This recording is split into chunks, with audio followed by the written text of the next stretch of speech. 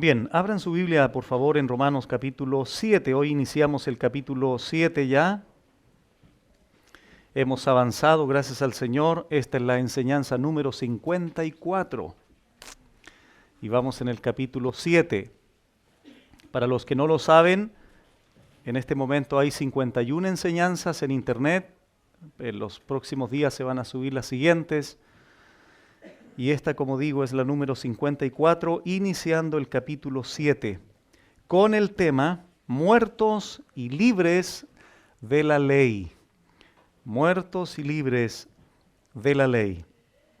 Dice Romanos 7 del 1 al 6 lo siguiente. Pablo inicia con una interrogante. ¿Acaso ignoráis, hermanos, paréntesis, pues hablo con los que conocen la ley, que la ley se enseñorea del hombre entre tanto que éste vive?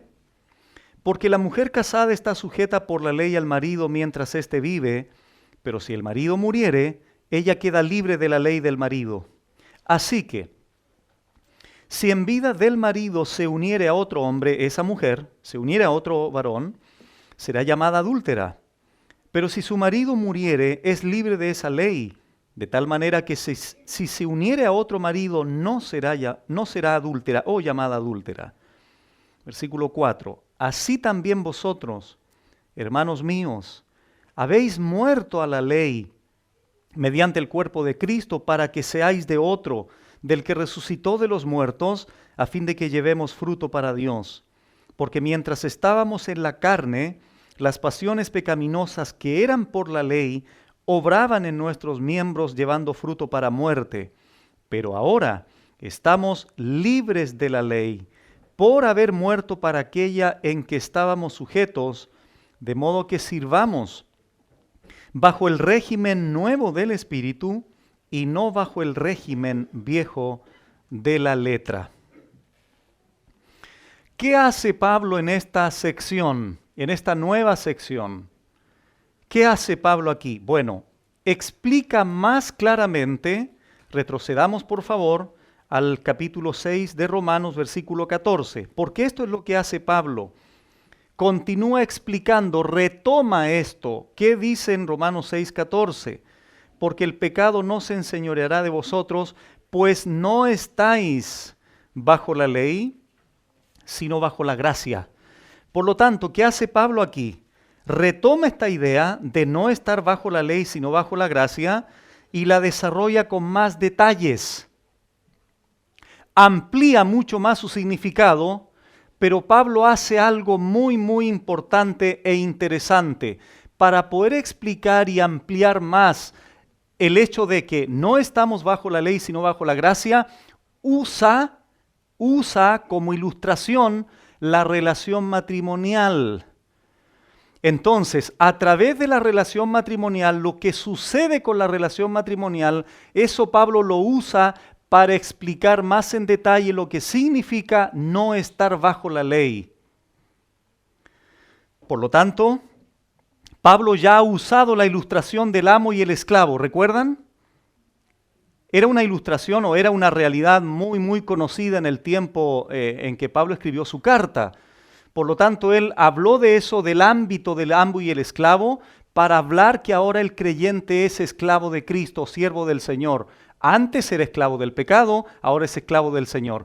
Pero ahora Pablo, insisto hermanos, para poder ampliar, para poder profundizar más, para poder aclarar más la idea de no estar bajo la ley, ahora usa la ilustración de la relación matrimonial.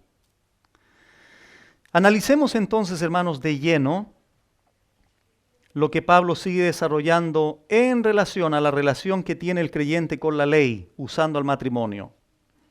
Versículo 1. ¿Acaso ignoráis, hermanos? Pablo hace una aclaración aquí, hablo con los que conocen la ley, que la ley se enseñorea del hombre entre tanto que éste vive.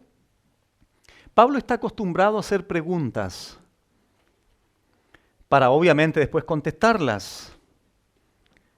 Entonces Pablo aquí inicia esta sección diciendo, ¿acaso ignoráis, hermanos? En otro pasaje preguntó anteriormente, ¿o no sabéis? En el fondo son expresiones que Pablo usa para dar a entender a estos hermanos que están conscientes ellos. No es algo nuevo, ellos lo sabían. Sabían eso que Pablo les va a decir ahora. Es una pregunta retórica, demanda una respuesta obvia. Debían saber lo que Pablo va a explicar sin lugar a dudas. Entonces Pablo le dice, ¿acaso ignoráis, hermanos?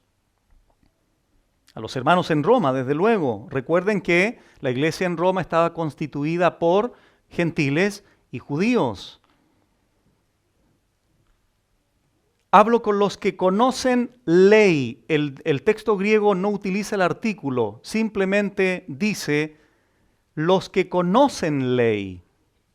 Es decir, esto se puede referir a cualquier ley, sea romana, griega o inclusive la misma ley divina de Dios.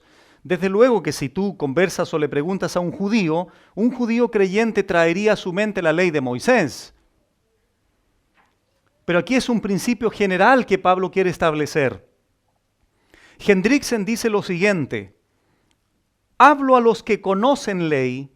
A la palabra ley quizá, dice él, se le pueda asignar su significado más amplio, porque según cualquier ley, trátese de la griega, la hebrea o la romana, etc., la muerte termina con las obligaciones y asociaciones, disuelve vínculos, suelta lazos. Pero de darse el hecho que Pablo haya estado pensando en un sistema legal específico, debe haber sido el sistema mosaico. Por supuesto, agrega él, con esta ley mosaica no solo estaban bien enterados los judíos, sino también los que eran de raza gentil. En otras palabras, todos los miembros de la iglesia de Roma. A todos ellos el principio que afirmaba que la ley tiene autoridad sobre una persona, solamente mientras vive, les era bien conocido y obtendría de parte de ellos inmediato asentimiento. Fin de la cita. Y eso es lo que Pablo quiere establecer en el versículo 1 como un principio general y universal. Todo hombre que conoce la ley sabe esto. ¿Qué es lo que saben los hermanos en Roma? ¿Qué es lo que deberían saber los hermanos en Roma? Que la ley, cualquiera sea, se enseñorea del hombre mientras éste vive. ¿Has visto alguna vez alguna autoridad civil yendo a cobrar alguna deuda a un cementerio? No, ¿cierto? ¿Por qué será? Porque están muertos. Ya no hay ley sobre ellos. La palabra enseñorear aquí es la misma palabrita que Pablo utilizó en Romanos 6 con respecto al pecado. ¿Recuerdan? El pecado ya no se enseñoreará de vosotros. Lo leímos recién. Ahora la palabra enseñorear la utiliza con la ley. Tanto el pecado como la ley se enseñorea del hombre. Enseñorear es dominar. Enseñorear significa controlar, ejercer dominio, en este caso sobre el ser humano. Por lo tanto, ¿qué es lo que está explicando Pablo? Que lo único que rompe el gobierno de la ley es la muerte. Entonces comenzamos a ahora utilizar esta explicación de Pablo para entender un poco más. Ya no estamos bajo la ley. ¿Por qué razón será? Porque hubo una muerte. ¿Cuándo sucedió esa muerte, pastor? Ya lo explicamos en Romanos 6. Nosotros morimos con Cristo, fuimos sepultados con Él y fuimos resucitados con Él. La ley no tiene nada que ver con una persona muerta. Es decir, el hombre tiene vida, la ley se enseñorea de él. El hombre muere, está libre de esa ley. Un delincuente pudo haber quitado la vida a 20 personas, pero si ese delincuente se muere hoy en la tarde, ¿qué puede hacer la ley? Nada. ¿Por qué? Porque murió el delincuente. La ley ya no se puede dominar, enseñorear, ni aplicar sobre él porque está muerto. No puede ser llevado a los tribunales. Entonces, ¿qué hace Pablo a continuación? Leo de nuevo el versículo 1. ¿Acaso ignoráis, hermanos, pues hablo con los que conocen ley, que la ley se enseñorea del hombre, domina al hombre, controla al hombre, entre tanto que éste vive? Entonces, ¿qué hace Pablo a continuación? Usa una analogía. Usa una relación matrimonial que ilustra el principio del versículo 1. Y aquí quiero hacer una aclaración muy importante, necesaria y útil. El apóstol Pablo en este versículo 2 y 3 que vamos a leer a continuación, no está enseñando del divorcio, no está hablando de la posibilidad de un nuevo matrimonio, no está hablando de eso. Está usando esta relación matrimonial para explicar un principio general, universal, de que la ley ya no gobierna al hombre cuando muere. Eso es lo que va a hacer Pablo aquí. Por lo tanto, es necesario hacer esa aclaración y veamos ahora entonces la ilustración que Pablo utiliza para explicar el principio anterior, versos 2 y 3. Porque esa palabrita es explicativa de lo anterior. Porque, dice Pablo, la mujer casada está sujeta por la ley al marido mientras éste vive. Pero si el marido muere, ella queda libre de la ley del marido. Así que, si en vida del marido se uniere a otro varón, será llamada adúltera, pero si su marido muriere, es libre de esa ley, de tal manera que si se uniere a otro marido, no será adúltera. Es muy sencillo lo que Pablo quiere explicar aquí. Entonces vuelvo a insistir, esta ilustración de la relación matrimonial es para explicar lo que dijo anteriormente. La ley no se enseñoreará del hombre si este hombre muere. Pero si vive, la ley está vigente sobre él. Entonces, algunas cosas generales aquí en el texto leído recién, versos 2 y 3. ¿Cuáles son estas cosas generales? En primer lugar, hay un matrimonio.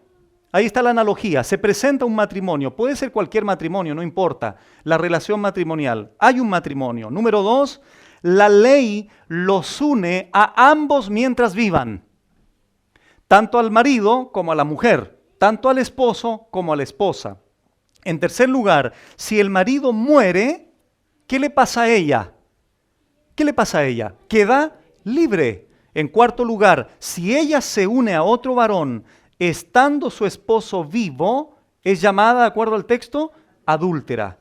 En quinto lugar, si el marido muriere, entonces ella es libre de esa ley y no será adúltera. Esas son las cosas que señala el texto 2 y 3. ¿Cuál es el principio entonces general que enseña Pablo aquí? El siguiente: la muerte disuelve la obligación legal. La muerte termina con la obligación legal. La muerte acaba con la obligación legal, en este caso del matrimonio, pero está usando el matrimonio para hablar que el creyente ya no está enseñoreado, no está dominado por la ley, porque el creyente ya murió. Mientras el marido o la esposa viva, ninguno se puede casar con otra persona, porque están unidos por ley hasta que uno de los dos muera. La muerte da la libertad al viudo y da libertad de unirse a otra persona. En otras palabras, si el marido muere, la mujer es tan libre como lo fue antes de casarse. Miren, esto, hermanos, es tan importante entenderlo, por lo que Pablo después va a aplicar a nosotros. Porque aquí finalmente, ¿cuál es el trasfondo de todo? Pablo quiere explicar cuál es la relación del creyente con la ley. Ya lo ha venido explicando, repito, pero ahora lo está ampliando mucho más, utilizando la ley del matrimonio. Entonces ese es el principio, hermanos. Se presenta la relación matrimonial. Si ella muere, él queda libre. Si él muere, ella queda libre, porque la muerte disuelve absolutamente la obligación legal. Por eso, hermanos, vamos a 1 Corintios 7, por favor. Por esta razón, Pablo dice lo siguiente en dos pasajes. 1 Corintios 7 y después se van allí de manera simultánea a 1 Timoteo 5. 1 Corintios 7 en primer lugar y después 1 Timoteo 5. Por esta razón Pablo dice esto en 1 Corintios 7, 39, lo siguiente: la mujer casada está ligada por la ley mientras su marido vive, pero si su marido muriere, escuchen, libre es para casarse con quien quiera. Hay una cláusula aquí, con tal que sea en el Señor. Entonces Pablo aquí está confirmando lo que está diciendo allá en Romanos 7.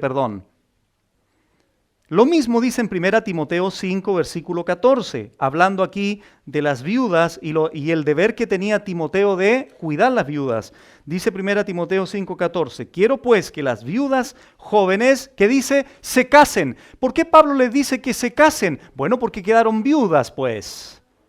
Ya no tienen su marido anterior. Entonces ahora se pueden volver a casar con toda libertad. Que se casen, críen hijos, gobiernen su casa, etcétera, etcétera. Regresamos a Romanos 6. De hecho, cuando solemnizamos un matrimonio, ¿cuál es una de las frases que se dice? Hasta que la muerte nos separe. ¿Sí? ¿Se acuerdan los matrimonios de eso? ¿O se quieren olvidar ya de lo que... ya, eso es otro problema. La muerte termina con la regla de la ley en el matrimonio. Regresamos a Romanos 7. Ahora, ¿qué hace Pablo en el verso 4? La aplicación. Y esto ya se pone bueno ahora. A continuación, la aplicación. Primero estableció un axioma, un principio, en el verso 1. Después usa la ilustración, Pablo, de la relación matrimonial. A continuación, ahora lo que nos compete a nosotros de manera directa, que es la aplicación de esto. Dice verso 4, así también vosotros. Ahí está la aplicación.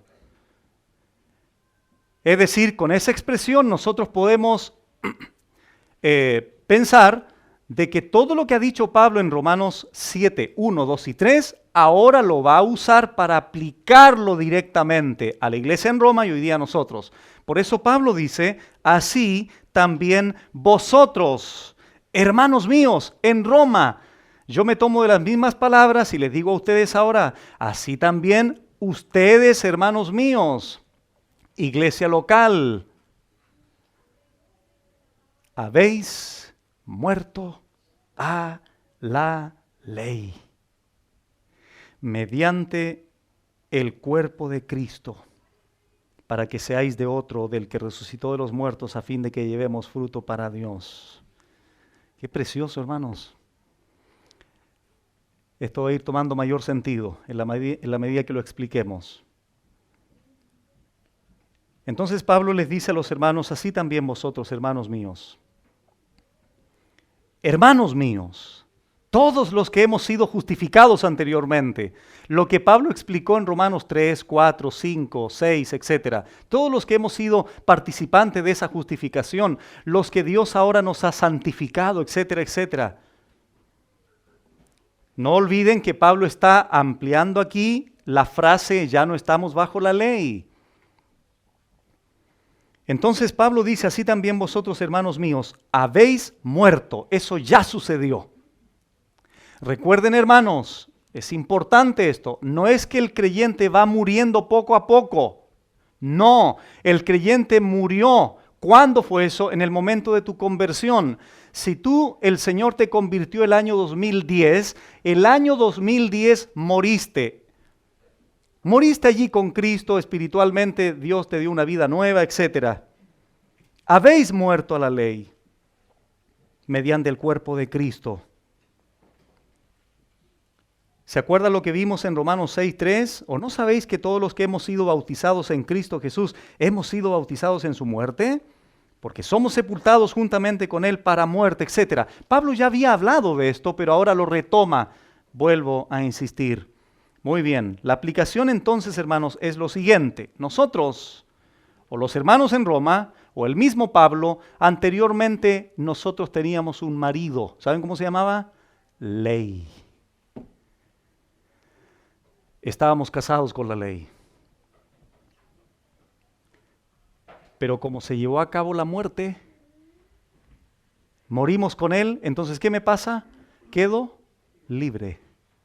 ¿Para qué? Para unirme a otro esposo, a otro marido. Porque morí en la cruz con Cristo, entonces puedo iniciar una nueva relación con otro marido. ¿Quién será ese marido? Muertos a la ley, porque habéis muerto a la ley mediante el cuerpo de Cristo, mediante la ofrenda que Él entregó, porque en su cuerpo fue derramada la ira de Dios por nuestro pecado. La ley era un marido terrible, hermanos. ¿Sabes por qué? Porque ese marido que tenías antes de ser creyente te condenaba. Era inflexible, era estricto, era severo. Pero ¿cómo es el nuevo esposo que tenemos? ¿Cómo es el nuevo marido que tenemos? Lleno de gracia, lleno de bondad, misericordioso, etcétera, etcétera. Ya no estamos bajo la ley porque morimos a ella. Ya no estamos casados con la ley. Tenemos otro marido ahora. Hermanos, y esto es muy importante, no podemos tener una mezcla de esposos. ¿Me explico, cierto? ¿Se acuerdan cuando les dije tiempo atrás? A ver, hermano, dime por favor, ¿cómo te salvó el Señor? Por gracia, pues, pastor. Ok. ¿Pierdes tu salvación? Sí, claro. ¿Por qué? Porque tengo que santificarme por obras. Tengo que cumplir la ley. No. O te casas con Cristo o te casas con la ley. No puedes tener una mezcla. Entonces, cuando alguien sostiene y dice esto, mi marido es Cristo, su gracia, su bondad, su amor, soy salvo por su gracia mediante la fe. Pero pastor, espere un poquitito. Ahora quiero estar un poquito con mi antiguo marido, con la ley un poquitito. Oh, cumplir la ley, me porto bien para ganar el cielo. No, no es así la cosa. No es así. No puedo hacer una mezcolanza. La ley ahora no la cumplo para ganar el cielo. La guardo por amor al Señor, porque Él me capacita para hacerlo. Pero no es un medio para alcanzar algo. Ya el Señor nos ha salvado. Ya el Señor nos ha liberado del poder del pecado. Entonces somos salvos por Cristo, por su gracia. Me santifico por gracia y el Señor me va a glorificar por gracia. Por eso, hermanos, es que no podemos tener esta mezcla. Ya morí a la ley y ahora me casé con mi Señor. Él es mi nuevo marido. Imagínate un día, sea el esposo o la esposa, no importa quién. Mi amor, mira, me compré un marco, me compré un cuadro, lo quiero colocar aquí en la pared. Entonces lo coloca, se lo muestra y es la polola que tuvo hace 15 años atrás. ¿Sería extraño eso? Sí, ¿verdad? ¿Qué tendría que esperar la esposa? Una foto de ella, porque la anterior ya murió, ya no pasa nada. Claro, pues hermano, si esa es la lógica. Recibes un llamado por teléfono, hola, ¿cómo estás, mi amorcito? Sí, esto, lo otro. ¿Y con quién estás hablando? Ah, con la que tuve 20 años atrás. ¿Sería extraño eso? Fuera de broma, hermanos.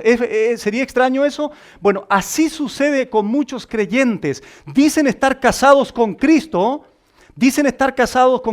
pero coquetean con el cumplimiento de la ley. Legalistamente quieren cumplir cosas religiosas. Eso no puede ser. Si yo voy a guardar la ley, lo voy a hacer no porque esté casado con la ley, porque morí a la ley. Estoy muerto a la ley. Soy libre de ella. Ahora sí la guardo, ahora sí la cumplo. Es por amor. No porque legalmente esté obligado a hacerlo para ganar el cielo, porque ya fui alcanzado por su gracia Mi marido ahora Cristo me capacita, me impulsa, me motiva para ser de Él y guardar sus mandamientos. ¿Te das cuenta que es distinta la cosa? Por eso dice Gálatas 5, estad pues firmes en la libertad con que Cristo nos hizo libres y no estéis otra vez sujetos al yugo de esclavitud. ¿Por qué ya no? Porque ya fuimos libres de eso. Miren a continuación Romanos 7, versículo 4. Habéis muerto a la ley. Ya fuera algo que sucedió mediante el cuerpo de Cristo. Y noten el propósito de haber muerto a la ley, para que seáis de otro. Qué bella frase. Para que seáis de otro. ¿De quién? Del que resucitó de los muertos, a fin de que llevemos fruto para Dios. Para que seáis de otro. ¿Moría la ley? Ya no tengo nada que ver con ella en términos de condenación, en términos de exigencias legales para que yo sea agradable a Dios. Fui salvo por gracia mediante la fe. Moría la ley, ¿pero para qué? Para que sea de otro. Ahora yo soy de otro, tú eres de otro. Nosotros como iglesia somos de otro. ¿De quién? Del que resucitó de los muertos. Él ahora es tu nuevo marido, siguiendo la misma línea de la ilustración. Somos la novia desposada, teniendo un matrimonio consumado con Cristo en la gloria. Fuimos sepultados, morimos con Cristo, fuimos sepultados con Él, para unirnos otra vez a Él en el altar de su gracia. Miren en 2 Corintios 11. Pablo ofrece una bella imagen de esta nueva relación allí en 2 Corintios 11:2.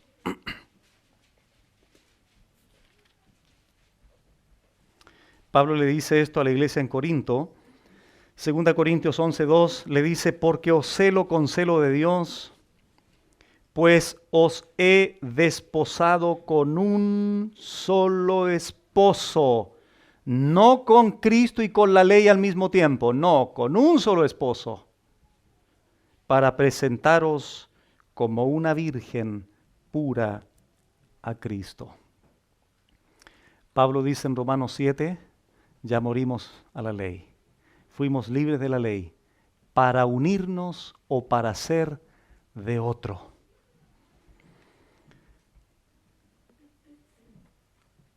Ahora una pregunta para hacerte pensar un poquitito. ¿Podríamos quedar viudos de Cristo? Dice Romanos 6, versículo 9. Les recuerdo esto. Hago de nuevo la pregunta. ¿Podríamos quedar viudos de Cristo? Dice Romanos 6, 9. Sabiendo que Cristo, habiendo resucitado de los muertos, ya no muere, la muerte no se enseñorea más de Él. Si me casé con Cristo ahora, ¿soy de Él? No quedaré nunca más viudo de Él, porque Él no morirá jamás. Ni Él quedará viudo de mí, ni de ti, porque tú tampoco morirás jamás. Porque el que se unió al Señor, un espíritu, es con Él. Por eso es que tu verdadero esposo, hermana, es Cristo, porque con Él vas a pasar la eternidad. Por eso, querida hermana, tu verdadero esposo es, ¿cómo lo dije? Bueno, los dos. Nuestra verdadera esposa y la hermana, tu verdadero esposo, es Cristo, porque Él será por la eternidad tu esposo.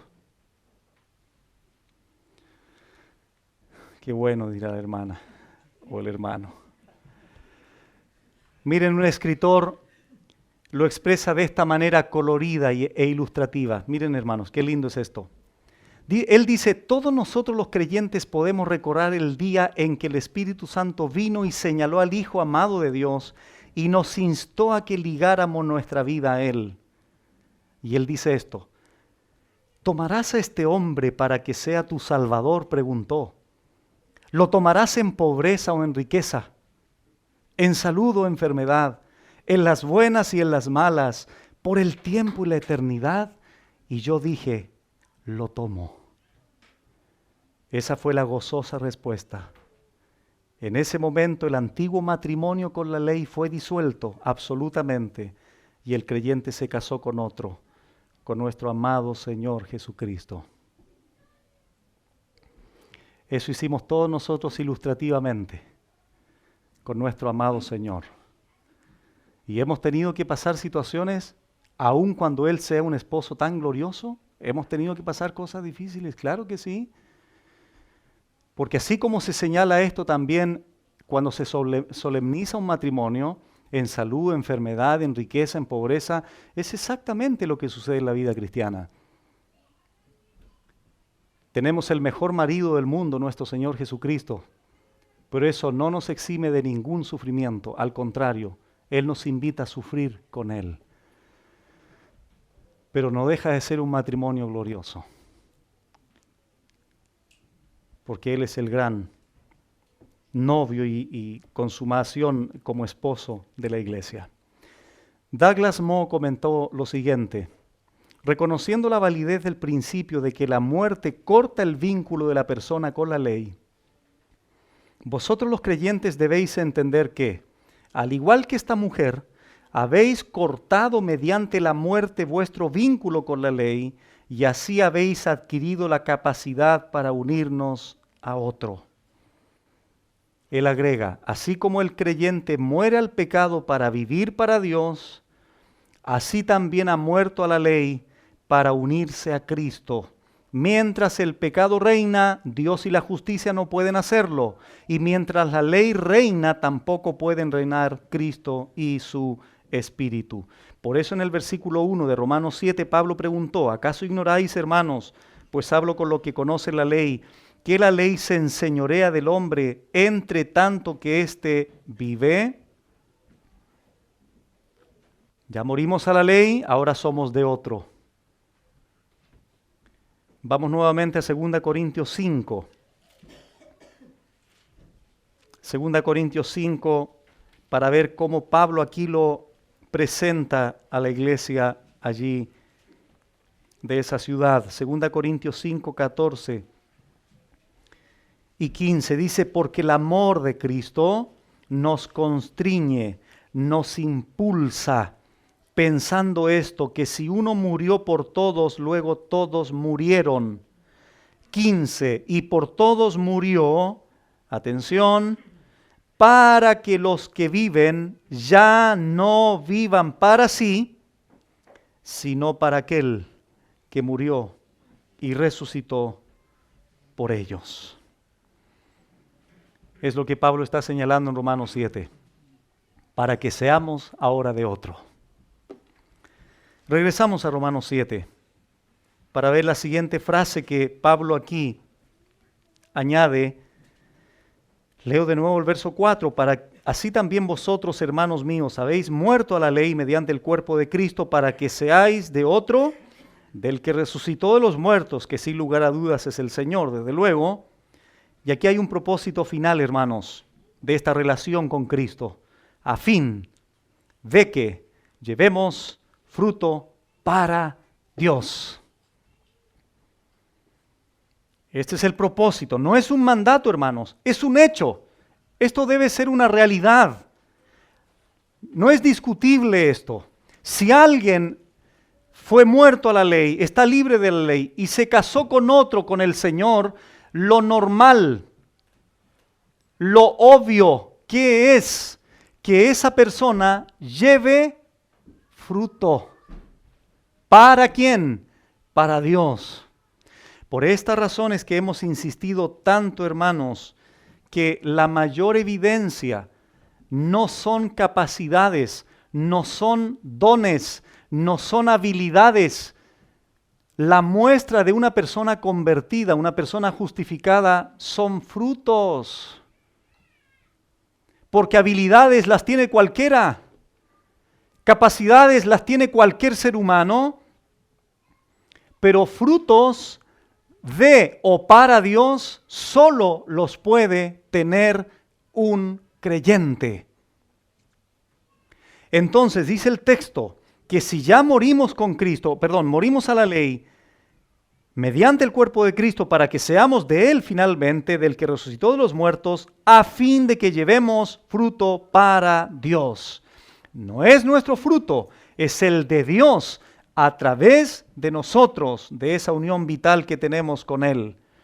En condiciones normales, a no ser que haya alguna situación particular, ¿cuáles serían los frutos visibles de un matrimonio? Visible, me refiero así, cuando llegan al culto en la mañana, llegan con 2 chiquititos, 3, bueno, algunos son más empeñosos, 4, 6, no sé, lo que sean. ¿Qué es eso? Un fruto. ¿Por qué razón? Bueno, porque hubo allí una semilla de por medio. Atención con esto. Hubo una semilla de por medio. Como bíblicamente lo ha establecido Dios, el hombre deposita esa semilla en la mujer y se debiera, insisto, en condiciones normales, generar un fruto. ¿Qué cosa? Hijos. Si nosotros aplicamos ese principio y ahora yo tengo a un nuevo esposo, fui unido a él, ¿qué debiera natural o normalmente surgir? Frutos. Frutos. ¿Recuerdan Efesios 2:10? Fuimos creados en Cristo Jesús para buenas obras. Juan 15. Yo soy la vid verdadera, dice el Señor, ustedes los pámpanos. Si ustedes, parafraseando el texto, si ustedes están unidos a mí, llevarán mucho fruto. Y en esto es glorificado mi Padre, en que llevéis mucho fruto. Juan 15:8. Eso es lo normal en un creyente. Si algún pastor me preguntara, oiga pastor, ¿qué opina usted de este miembro? Ok, ¿tiene frutos? No, no es un creyente. ¿Por qué, pastor? Porque bíblicamente lo normal, lo obvio es tener frutos. Si alguien no los tiene, no es creyente, no está unido a la vid. Continúa estando casado con la ley, guiándose por cuestiones religiosas, por cuestiones externas, por cuestiones legalistas, pero no ha tenido la experiencia salvífica en su alma para comenzar a dar frutos. Vamos allí a Filipenses, por favor, capítulo 1. Filipenses 1, hay tantos pasajes que hablan de frutos, de frutos. Mateo 15 es otro pasaje, o Marcos, perdón, donde habla, por sus frutos los conoceréis. ¿Qué dice Filipenses 1, 9 al 11? Lo siguiente. Este es un ruego del apóstol Pablo. Él dice, y esto pido en oración, que vuestro amor abunde aún más y más en ciencia y en todo conocimiento, para que aprobéis lo mejor, a fin de que seáis sinceros e irreprensibles para el día de Cristo. 11. ¿Qué dice ahora? Llenos de frutos de justicia, que son por medio de Jesucristo. Por eso dije anteriormente, no son tus frutos, son los frutos de Dios que comienzan a manifestarse en tu vida personal mediante Jesucristo o por medio de Jesucristo. Y lo que dice antes de frutos aquí, ¿qué palabrita antecede a frutos en el verso 11? A ver, ¿cómo dice? Llenos. Todo creyente debiera ser un árbol lleno de frutas. Todo creyente ilustrativamente debiera, en cada rama que tiene, frutos, sean manzanas o lo que tú quieras. ¿Por qué razón? Porque eso es lo normal en un creyente. Llenos de frutos de justicia que son por medio de Jesucristo, para gloria y alabanza de Dios, que como lo señalé anteriormente, Juan 15:8, eso es lo que verdaderamente glorifica al Señor. Alguien podría decir, Señor, mira cómo predico, eso a ti te agrada, ¿verdad? No. ¿Cuáles son tus frutos? ¿Cuál es tu carácter? ¿Reflejas la imagen de mi Hijo Jesucristo? Ahí recién conversamos. Cualquier acto que glorifica a Dios es un fruto, fruto para Dios, fruto para su gloria, por amor de su nombre. Entonces sigamos la ilustración de Pablo. Pablo dice anteriormente, estábamos casados con la ley, morimos a la ley, ahora somos de otro, tenemos una nueva relación. Vamos a Génesis capítulo 1, por favor. Quiero compartir, para seguir la misma idea, algo importante e interesante al mismo tiempo.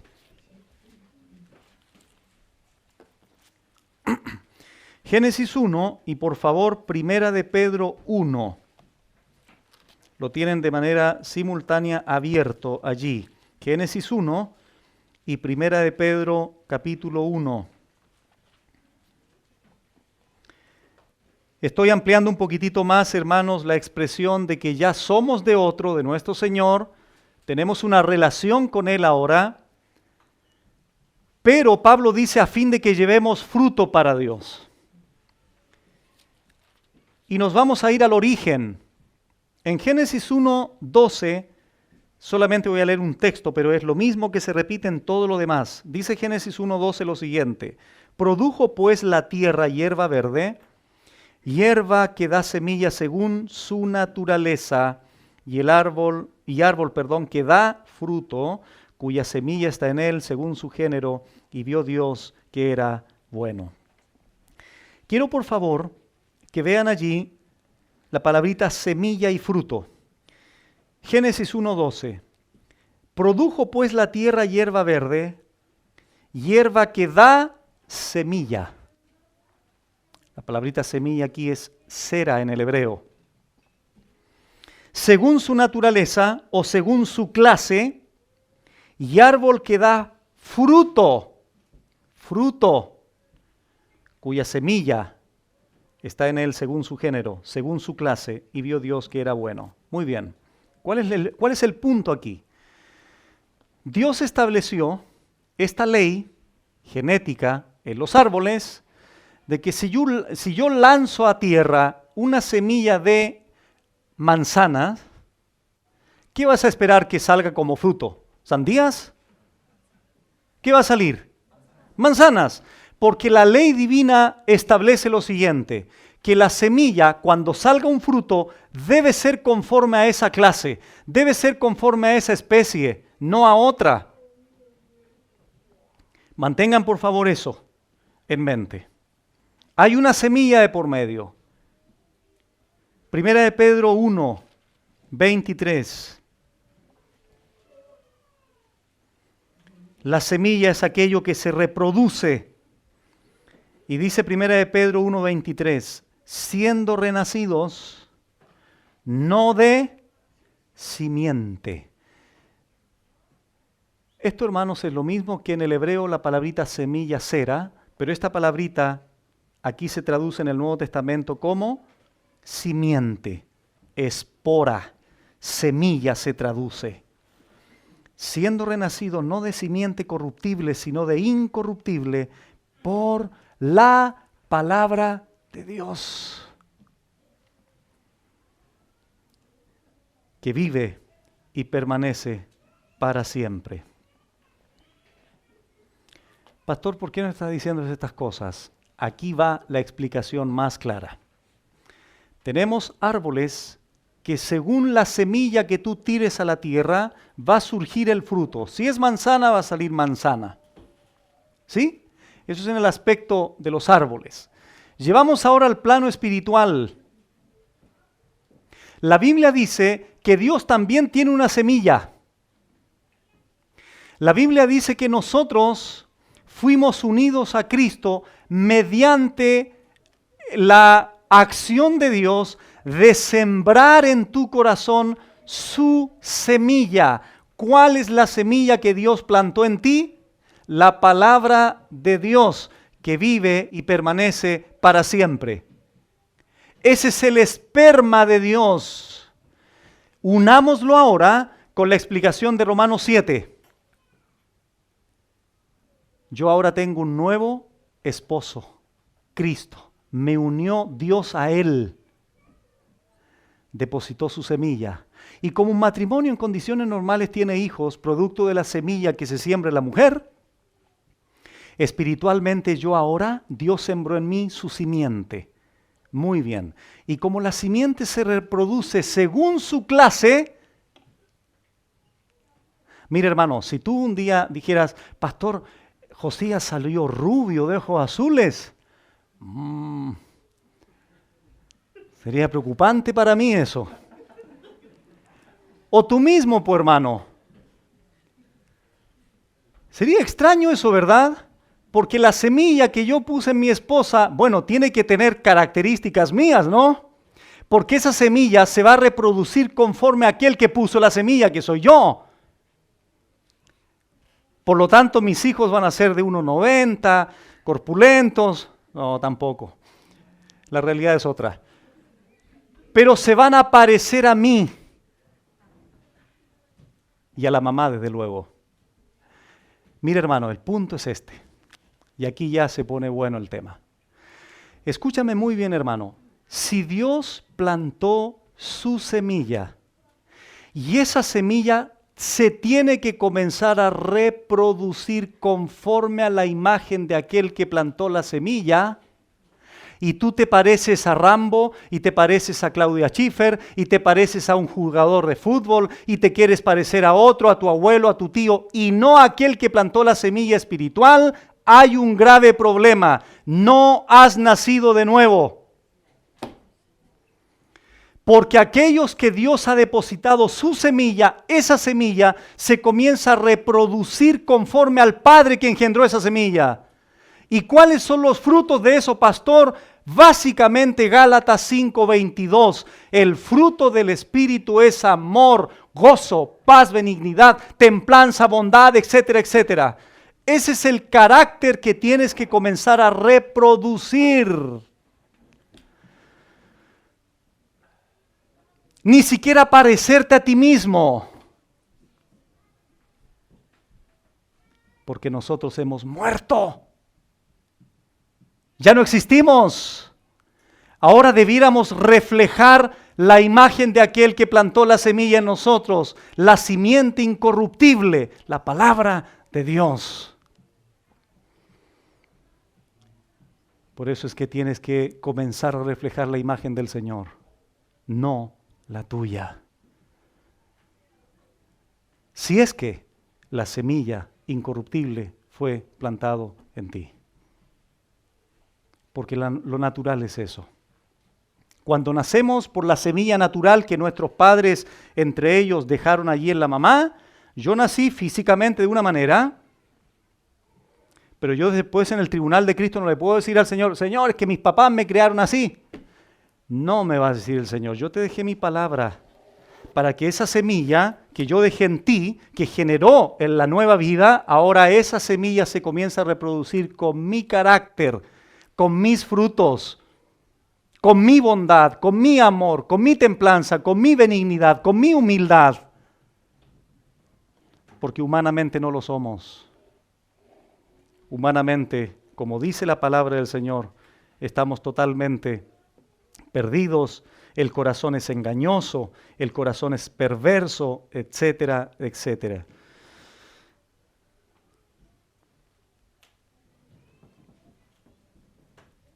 Romanos 7, versículo 5.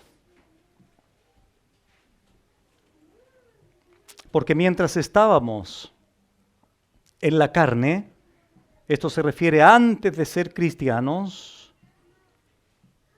cuando estábamos todavía bajo esa naturaleza de pecado no regenerada, a eso se refiere, las pasiones pecaminosas, los impulsos de pecado que eran por la ley, es decir, que eran resaltados por la ley, obraban.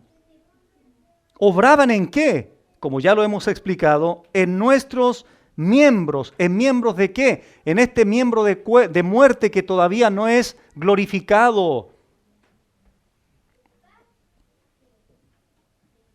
Obraban en nuestros miembros llevando fruto para muerte, para muerte. Noten, hermanos, el contraste tan grande. Si fuimos unidos a Cristo, verso 4, vamos a llevar fruto para Dios. Pero cuando estábamos en la carne, antes de ser justificados, esos impulsos, esas pasiones de pecado, que eran resaltadas por la ley, eran despertados mayormente por la ley, obraban en nuestros miembros llevando fruto para muerte. Ese fruto del cual nos avergonzábamos. ¿Recuerda la enseñanza, algunas enseñanzas atrás? ¿Cuáles de esas cosas ahora el creyente se avergüenza? Entonces a eso se refiere allí, cuando estábamos en la carne. Una pequeña aclaración. El concepto del apóstol Juan de carne es distinto al de Pablo generalmente. Cuando Juan habla de carne, por ejemplo, Cristo se hizo carne, es en el aspecto humano. Adquirió o adoptó un cuerpo. Eso no es pecaminoso. Pero el concepto de Pablo es distinto. Cuando habla de carne, la mayoría de las veces se refiere a esa naturaleza no regenerada, caída todavía. A eso se refiere aquí Pablo. Cuando estábamos en el ámbito de la carne todavía, bueno, obviamente había impulsos pecaminosos que obraban a través de nuestros miembros y ello llevaba fruto para muerte y muerte eterna, como lo hemos ya señalado. Por eso Pablo ahora hace el contraste. Pero ahora estamos libres de la ley, de ahí el título. Primero Pablo señaló muertos a la ley, ahora Pablo dice en el verso 6, pero ahora estamos libres de la ley. Por haber muerto para aquella en que estábamos sujetos, por haber muerto, ya lo dijimos, Romanos 6, morimos con Cristo, de modo que sirvamos ahora bajo el régimen nuevo del Espíritu y no bajo el régimen viejo de la letra. Pero ahora, dice Pablo, verso 6, ya no estamos en la carne. Ya no estamos en la carne. Hay un cambio clarísimo que establece Pablo aquí con estas palabras. Pero ahora estamos libres de la ley. No solo muertos a la ley, insisto, sino que además libres de la ley. Y todo lo que dijo anteriormente en los primeros versículos es precisamente la ilustración que Pablo usó para explicar cuál es la relación ahora del creyente con esa ley. Muertos a ella y al mismo tiempo libres de la ley. Ahora que estamos en Cristo, el poder legal de la ley queda anulado. El poder condenatorio de la ley queda inoperante. La maldición de haber quebrantado la ley, Cristo la llevó en la cruz del Calvario. Y como hemos aprendido, yo morí con Él, fui sepultado con Él, fui resucitado con Él. Él me dio una nueva vida, Él me reconcilió. Antes era su enemigo, ahora soy su enemigo, etcétera, etcétera. Y nuevamente, hermanos, se vuelve a señalar el verbo sirvamos, el verbo servir, porque es inevitable en la mente de Pablo concebir la idea de que una persona verdaderamente justificada no esté dispuesta a servir. Porque Pablo dice, de modo que sirvamos. Eso es algo evidente para Pablo. No es que, hermano, por favor sirve, no. Será una realidad servir. No hay duda al respecto. Será por sentado que vamos a servir. ¿Por qué razón? Porque ahora estamos bajo el régimen nuevo. La ley nos condenaba. ¿No es así? La ley nos condenaba. Las demandas de la ley eran cumplimiento perfecto siempre. No podemos, por tanto, quebrantamos la ley y en consecuencia muerte eterna. Pero ahora tenemos un nuevo régimen. ¿Cuál régimen? Del Espíritu. Ahora somos guiados por el Espíritu. En primer lugar, fuimos regenerados por el Espíritu Santo. En primer lugar, el Espíritu Santo nos convenció de pecado, justicia, juicio. El Espíritu Santo nos regenera. El Espíritu Santo nos comienza a guiar, etcétera, etcétera, etcétera. Bajo ese nuevo régimen estamos y no bajo el régimen viejo de la letra. Porque, insisto, aquí la letra es la ley, un sinónimo de ley. La ley nos condenaba. La ley no nos podía salvar. La ley reflejaba la santidad de Dios y al mismo tiempo reflejaba cuán pecador es el hombre. A eso se refiere 2 Corintios 3, la letra mata. No al estudio de la Biblia, por favor. Dice Gálatas 5:13 lo siguiente. Porque vosotros, hermanos, a libertad fuisteis llamados, solamente que no uséis la libertad como ocasión para la carne.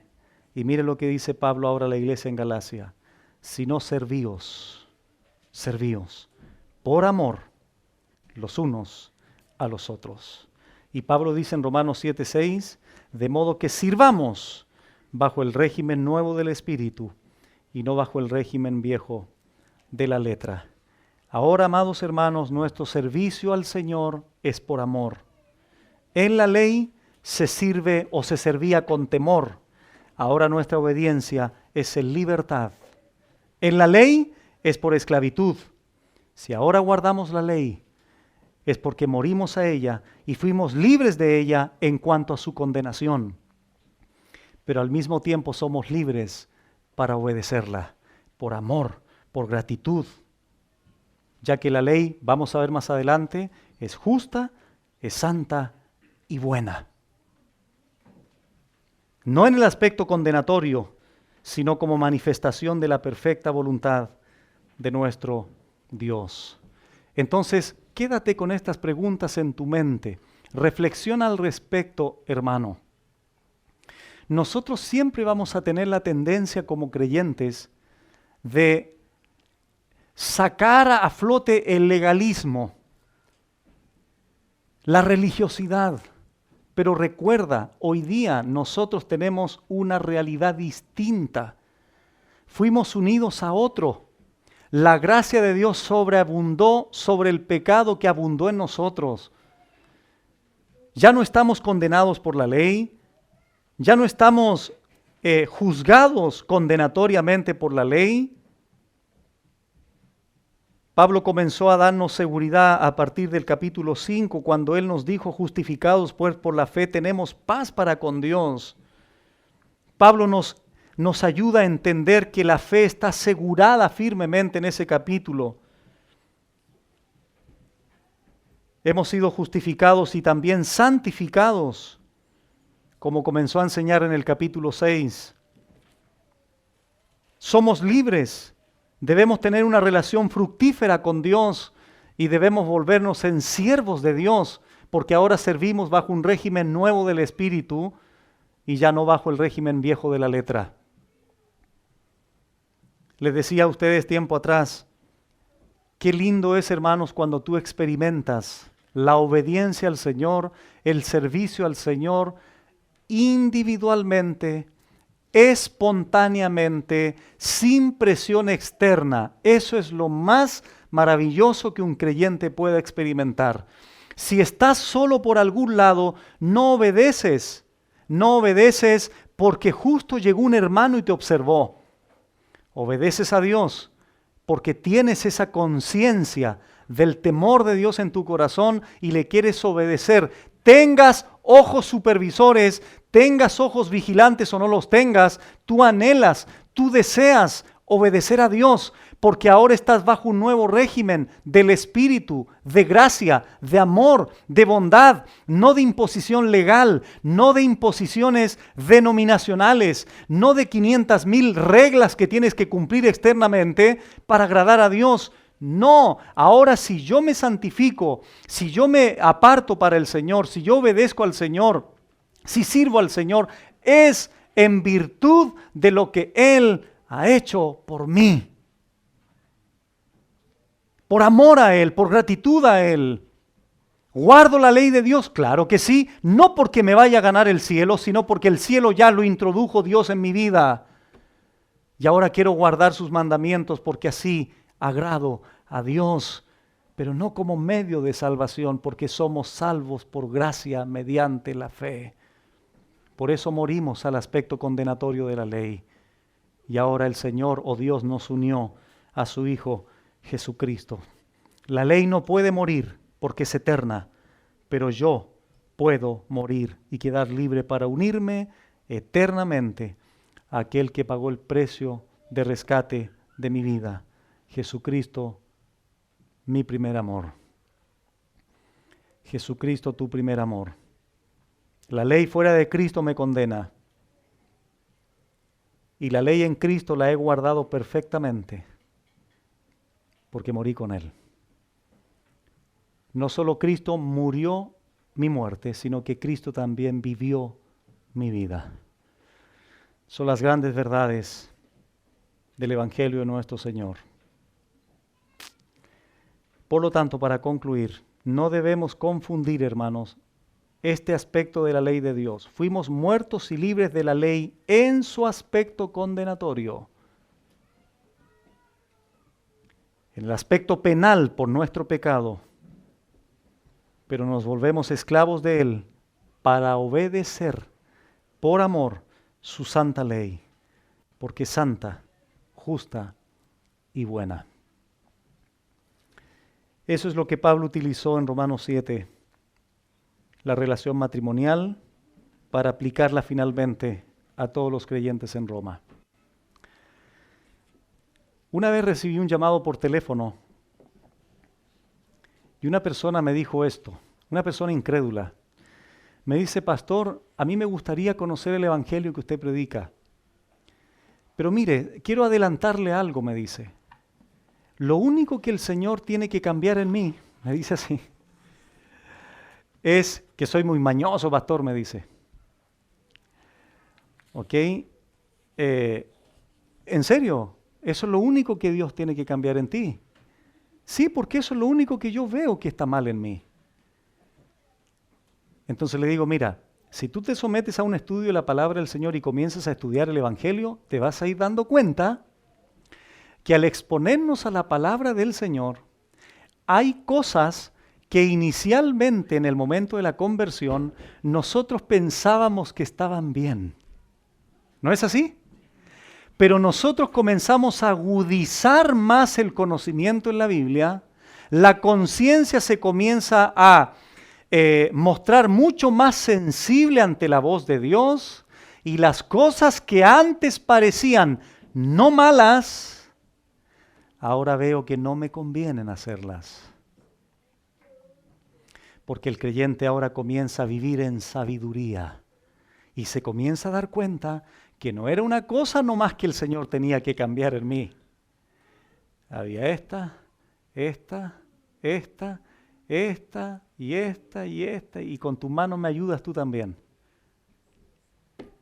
Porque el Señor tiene que hacer transformarnos progresivamente. Y eso, hermanos, va a durar toda la vida que estemos aquí. Y como lo hemos enseñado, ya vamos a llegar a Romanos 8. ¿Cuándo se va a terminar ese proceso? Cuando seamos semejantes a Él, cuando el Señor nos glorifique. Por lo tanto, quiero decirles a todos ustedes, hermanos, que por la gracia de Dios han sido justificados y que ahora han sido unidos al Señor. Sea agradecido de Él, no solo verbalmente, sino con tu estilo de vida, con tu actitud de vida, por lo que Él ha hecho. Ya la ley no te condena gracias a su sacrificio. Ya no estás condenado a una condenación eterna. ¿Por qué? Porque Él murió por ti en una cruz y recibió el castigo de la ira de Dios sobre tu vida y la derramó sobre Él. ¿Y cuál es el llamado del Señor para aquellas personas que no le conocen aún? Bueno, que creas en Él, que creas en Él. Hay razones de sobra para pensar de que el mundo en el que estamos viviendo cada vez más se va desmoronando. Y no estoy hablando solamente en términos sociales, económicos, políticos, en términos morales, en términos espirituales, ¿para qué decir? Entonces, este es una pieza de dominó que ustedes seguramente más de alguna vez hicieron ese ejercicio, donde colocaron el dominó, las piezas de dominó todos en hilera, ¿cierto? ¿Y qué pasa con algo? Cuando tú haces un pequeño empujón a la primera pieza, se comienza todo a desmoronar. ¿Sabes cuándo fue el primer impulso de esto? cuando Adán y Eva comieron el fruto prohibido. Ahí comenzó, esa fue la primera pieza de dominó. Y antropológicamente hablando, el hombre no va a mejorar. El hombre va de mal en peor. Y la historia lo confirma. No tenemos para qué aquí convencer a nadie de manera subjetiva. Objetivamente, los grandes imperios han caído por inmoralidad. El ser humano, grandes reyes, grandes políticos, grandes personajes, tienen vidas dobles. Tienen problemas serios con su interior, tienen problemas serios con la visión del mundo, etcétera, etcétera. ¿Por qué razón vivimos lo que vivimos hoy día en la sociedad? Guerras, pestilencias, inmoralidad, etcétera, etcétera, porque el hombre se desconectó del Dios creador del universo. Y mientras el hombre no vuelva a su relación con Dios, mientras el hombre no reconozca que hay un Dios que establece la moral no es subjetiva, la moral no tiene que ver con decisiones ni influencias personales, la moral la establece Dios y a Él debemos someternos. Mientras el hombre no entienda eso, seguirá yendo de tumbo en tumbo y para eso nosotros estamos aquí en la tierra. La Biblia dice que tú eres la sal, o los discípulos son la sal de la tierra y la luz del mundo. La única forma, hermanos, de poder de alguna manera rescatar a los incrédulos es predicando el Evangelio. No incendiando neumáticos, ni buses, ni nada de eso. Es orando al Señor por la salvación de los perdidos.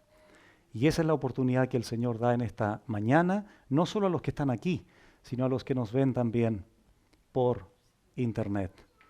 Vamos a orar al Señor. Padre, bueno, gracias te damos por tu palabra en esta mañana.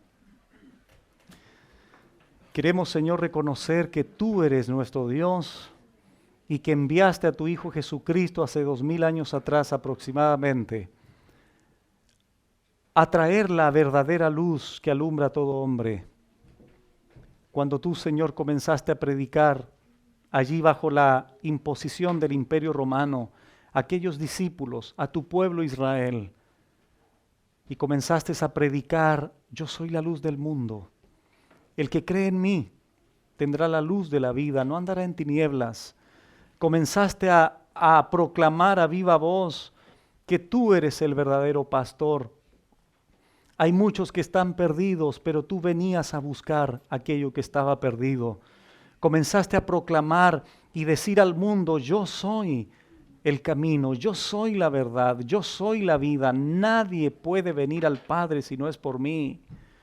Comenzaste a enseñar allí a los discípulos y a todo aquel que te escuchó, que tú eres el verdadero pan que sacia las necesidades más profundas del ser humano. Tú comenzaste a decir que tú eres el verdadero cumplimiento de aquella sed, Señor, de aquellos que tienen esa necesidad profunda de agua, pero esa agua es la salvación. Esa agua es el Espíritu Santo fluyendo, aplicando la salvación en ese contexto a esa mujer samaritana que ella pensaba que no podía tener solución porque ella se estaba enfocando en el agua física. Pero tú, Señor, le hablaste de un agua que es mucho más importante que el agua física que sacia la sed biológica de las personas. Tú, Señor, eres el gran Dios en la carne, el único Dios vivo y verdadero que vino a este mundo a enseñar y a mostrar el camino verdadero hacia el Padre, hacia el cielo. No somos salvos por obras, somos salvos por gracia mediante la fe. La salvación es un regalo que viene de ti. La salvación es una dádiva que viene de ti. La salvación es un don gratuito que viene de ti. Pero lo que tú demandas de las personas es arrepentimiento y fe. Si en esta mañana quieres salvar a alguien, Señor, produce por favor arrepentimiento y fe.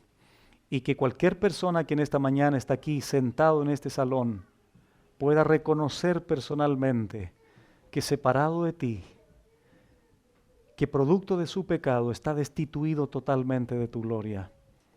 Pero si Él viene a ti, tú le respondes, yo no te he hecho fuera. Señor, gracias te damos por tu palabra y gracias porque tu palabra es viva y eficaz y está trabajando el interior en los corazones de las personas que la escuchan. Muchas gracias por todo, en el nombre de Jesucristo tu Hijo. Amén.